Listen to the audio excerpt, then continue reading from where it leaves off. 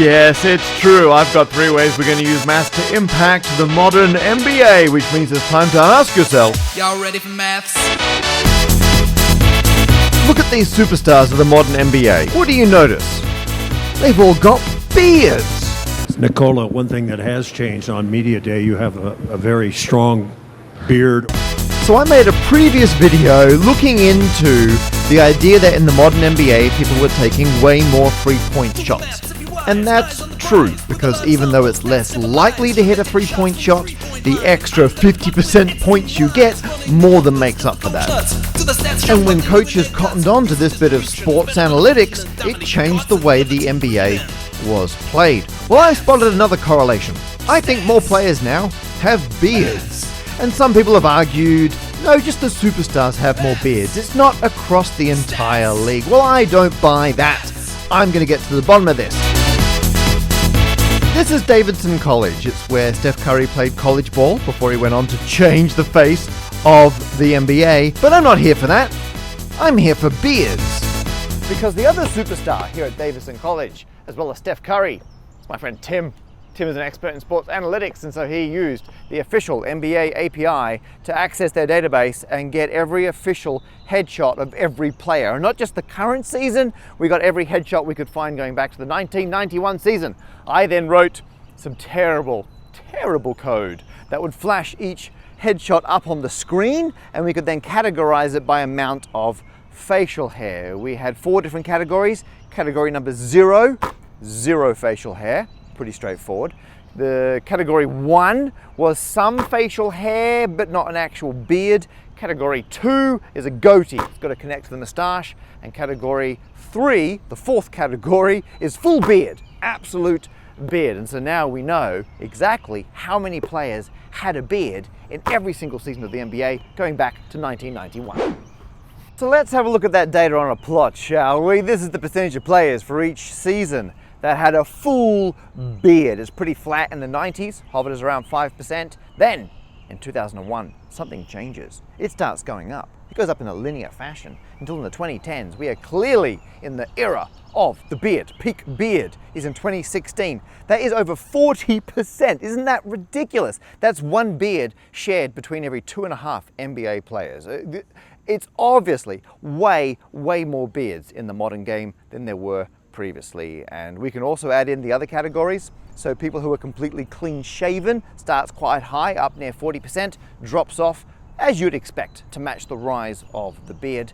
And the other 2 categories, some facial hair, that's got some drop off, but not as much as you might expect. So I think the drop off from that one is people who had some facial hair and were afraid to commit to the full beard. But when the era of the beard arrived, then they got involved. And people with a goatee, surprisingly flat.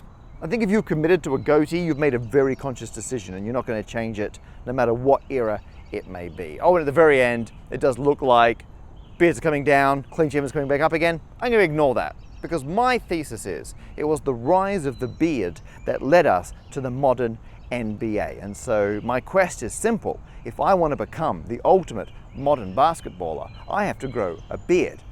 And frankly, that is great news. It is way easier to grow some facial hair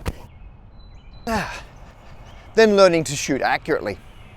But will a beard make an actual difference here on the court? Well, I'm going to attempt a half-court shot. This is so ridiculous. There is no way regular Matt would ever make this shot. But Beard Matt, check this out.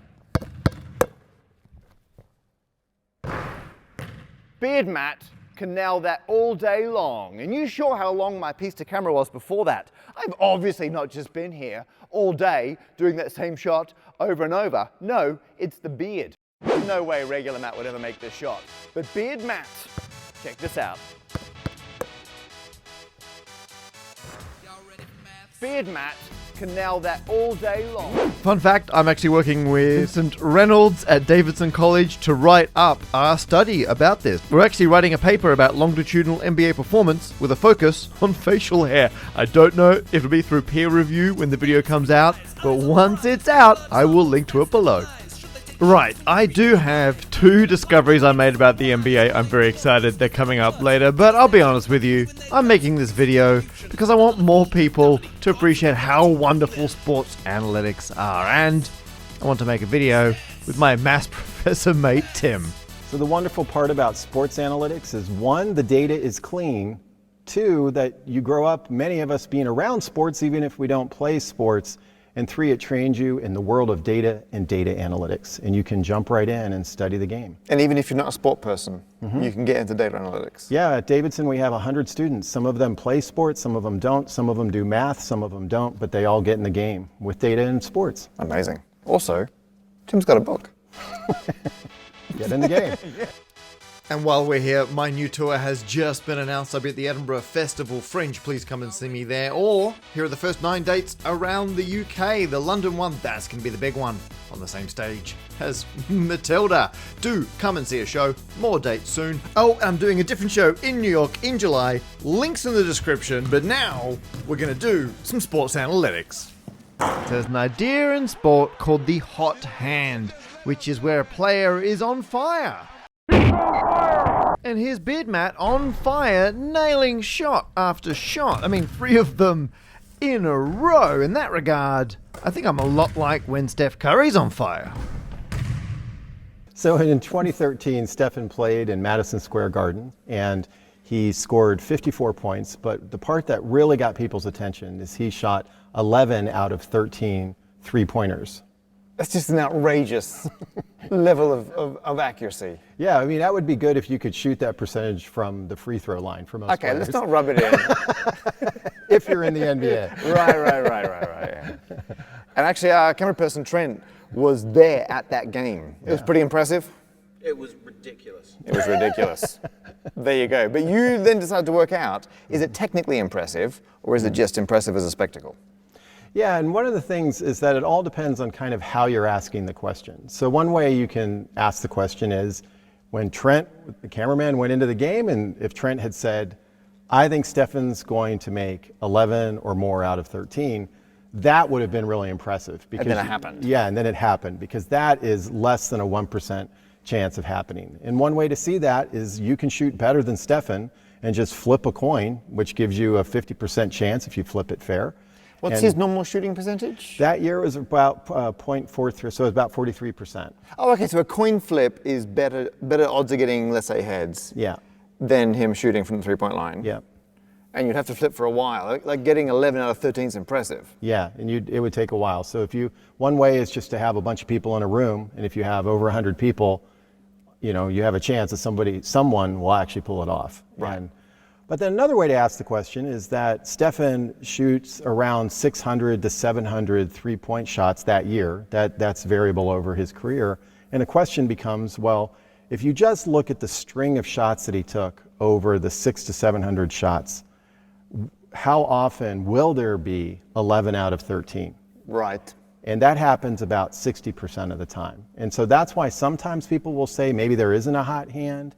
And on the other side, people will say, well, yeah, because he was hot that night. And that's part of what kind of ignites that argument with people. It's all well and good comparing Steph Curry to a coin, but basketball players are humans, and humans have emotions. And sports analytics isn't just data, it's being clever and analyzing stats, knowing they're coming from humans. So what's the idea behind a hot hand in sport? Part of the idea of a hot hand is the fact that people can believe that a player is in the groove or in the zone, and that they're more likely to hit the next shot. And you've looked into the stats of... Yeah, and what's interesting is that rather than trying to decide if there is or isn't a hot hand, I've done research here at Davidson with honors students on, does the game change? Because a lot of the research just acts like every shot's the same. Every single shot, the player and the game is the same. And we found that no, when there is a player who made 3 or more shots in a row, but without coming out of the game and things like that, that the time between shots of the whole team went down, and there's an advanced analytic called usage. The usage of that player went up. So the game did not stay the same when there was a sense of a hot hand. With a coin flip, it's independent, which means the coin doesn't remember. The coin just does what it does. But when we as humans play, we often are not independent.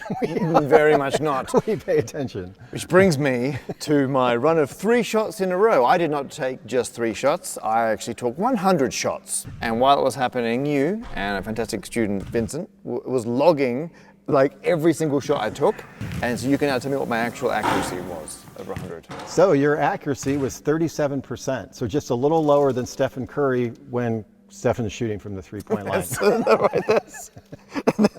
I've got a worse free throw percentage than Shaquille O'Neal. So if I have, let's just take that as my official, I'm a 37% shot taker. I'm a big fan of the number E from the line. Would you expect me to hit a run of 3 at some point? Yes. Yes. Okay. Yeah. Right. And then my best run was 3, right? Yeah. Yeah. It turns out that the average, if somebody were to shoot 37% and took 100 shots on average, the longest length would be 4. 4. Yeah. What was it exactly? It was on average it was 4.2. Well, that's because I'm a human. I mean, Exactly. And not all shots were equal because I knew in my head. For a while, I knew I hadn't got more than 2 in a row. Yeah. And then I got 3 in a row, and I was like, oh, amazing. But then I was like, this is it. This is like my one chance to do 4 in a row. Yeah. And I bricked it. So, humans. It's applied math. It's applied, yeah, real applied. But I don't want to apply myself unless it's to the data. I still had the over 4 million shots Tim gave me from the previous video, so I thought, you know what, I will analyze these. I have the coordinates on the court of every single shot, and if it went in or it didn't. So I had to dig through, and I found some interesting shots. First of all, I found the longest successful shot, at least in the modern era when I've got data for it. It was the year 2001. It was Baron Davis for the Charlotte Hornets, which is where we are. Well, we're just outside Charlotte. And they took a shot. So I've got the X and Y coordinates here. With a little bit of help from Tim and Vincent, we measured out the exact location this shot occurred at in 2001 and marked it with a blue cross. So in 2001, someone in a game shot from here and hit, which Vincent's going to demonstrate how hard that is. Do you want to? Sure. You can. No, Vincent is just wearing socks for the record, so it's up. Okay, here we go. This is how it works, everyone. It's in. Nah. It's tough. It's tough. This is the record that's up for grabs. There is a shot which is a greater distance from the hoop, but they missed. So I think you could break the record for longest attempted shot. That one was 161 tenths of a foot that way. This one's 164 this way. After a bit more measuring and dealing with feet and inches, we had our second shot location. That shot, that was in the 2010-2011 season. Steve Blake of the Los Angeles Lakers attempted a shot from there and missed. This is the shot. Seems we had it flipped on the Davidson court, but oh my goodness, it hit! I did not know it was that close until we dug up the footage in the edit way after we filmed. Incredible, and it seems in Davidson we came in from the baseline, not from the ring, so there's a little bit more room, and technically this is an easy to break record. So if you're an NBA player and you want to break a record, you just have to take a shot from further away than that. So you're anywhere in, like, we're not going to draw on the Davidson court, but the loci, like around anywhere in here, just attempt a shot from here. It's, you know, okay, let me demonstrate how that would look. Okay. Okay. This is going to go in on the second bounce. But I can't even get a run up, right? Because I need to be in, oh, that's the worst. Come on. Oh. Does it matter that I missed? No, it doesn't. It's just an attempted shot. I would have broken an NBA record if that had happened in a game, but it didn't. So I've got a second plan. Here's a clickbait description of what's about to happen in this video. Would you believe I and my beard have made a 3-point shot in the NBA dataset? In the 2008-2009 season, a player for the LA Clippers, Eric Gordon, took a shot. Okay, the coordinates are negative 17.4 feet this way, but then it's 57 foot exactly up from the baseline.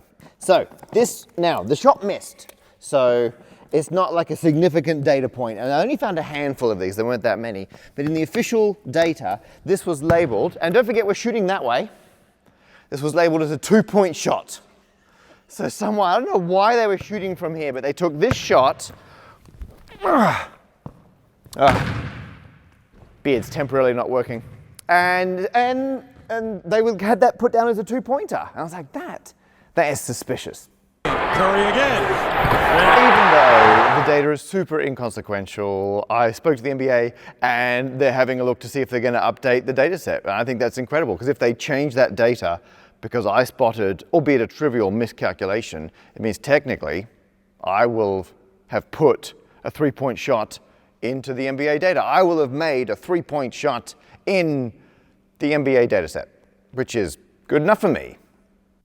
Now, I suspect a lot of people might be wondering, how on earth is the NBA logging such incredibly detailed data about what every player's doing in every game? Well, the NBA now takes this very seriously. And while we weren't allowed to officially go in and do any formal filming, it turns out Tim New, the head of quantitative analysis and development for the Charlotte Hornets, the local NBA team, someone named Alexander Powell, mate of Tim's. So we were able to pop in, say hi, talk some nerdy sports analytics. We got to see the training, like the practice court that the Hornets use, some of their facilities, and the main arena where they play their NBA games.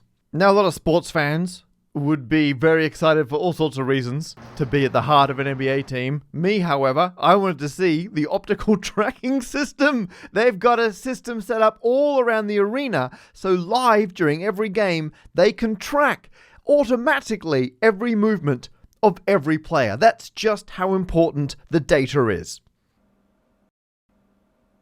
At Davidson on the practice court, they even have the NOAA system, and that box is linked to up there. Right at the top in a cage is an Xbox Connect, and that's used to track where people are standing and shooting and what sort of shots they're taking, because getting the data logged quickly and accurately, I mean, that can tell you while you're practicing the data about your shots is incredibly important. So that's how you use mathematics to have a big impact on the modern world of basketball. Data in a very small, trivial number of cases. Doesn't matter. I got there. I'm now an entity in basketball. And huge thanks to the Davidson basketball program who got us in here, let us use their facilities. The head coach, Matt, signed off on this. And assistant coach, Will, was here with us, hugely helpful. Let's play some basketball. Speaking of which, I should also thank the Math and Computer Science department because Tim straddles both, and Tim and Vincent were hugely helpful crunching the data beforehand. Key Beard data that we've now contributed to the body of knowledge of sports analytics and helping us with the filming. I wanna be like Matt. If I could be like Matt. And thanks to my Patreons. You made this possible. Thank you so much for getting me here. And that's it. That's how you play basketball using mathematics. Now I have to go shave this beard off. Partly because it looks ridiculous, and partly because I have to film the beginning of the video, and that's how that joke works. Although before I do, one last shot. Here we go. Ready? Oh, that is, I did that for a joke, and that was closer. That hurt how close that was. Ow. Oh, like I was like, it hit the back of the mouth. If I could be like Matt.